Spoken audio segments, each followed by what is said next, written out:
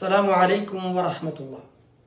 പ്രിയപ്പെട്ടവരെ, കടലിരമ്പുന്നതും കാറ്റ് മൂളുന്നതും കിളികൾ പാടുന്നതും മരുവികൾ മൊഴിയുന്നതും അള്ളാഹുവിൻ്റെ ദിക്റുകളാണ്, അഥവാ കീർത്തനങ്ങളാണ്. അള്ളാഹു പറഞ്ഞു, ആകാശങ്ങളിലും ഭൂമിയിലുമുള്ളവരും ചിറകു നിവർത്തിപ്പിടിച്ചുകൊണ്ട് പക്ഷികളും അള്ളാഹുവിൻ്റെ മഹത്വം പ്രകീർത്തിച്ചു കൊണ്ടിരിക്കുന്നു. സൂറത്ത് നൂറിലെ 41-ാമത്തെ ആയത്ത്. പ്രകീർത്തനങ്ങൾ വിശ്വാസിയുടെ മനസ്സിൻ്റെ പ്രകാശമാണ്, നന്ദിയുടെ പ്രകടനമാണത്. സൃഷ്ടികർത്താവിനോടുള്ള വിധേയത്വത്തിൻ്റെ മൂർത്ത രൂപമാണ് ദിക്റുകൾ. പ്രകീർത്തനങ്ങൾ പ്രാർത്ഥനയാണ്, പ്രതീക്ഷയാണ്, ഹൃദയത്തിന് ശാന്തിയേകുന്ന ഔഷധമാണവ. പവിത്രമായ അമലാണ് ദിക്ർ, മുഅ്മിനിലെ വിശുദ്ധമായ ഒരു കർമ്മം. അടിമകളിൽ നിന്ന് അള്ളാഹു ഏറ്റവും കൂടുതൽ ഇഷ്ടപ്പെടുന്ന ആരാധനയാണ് ദിക്റുകൾ.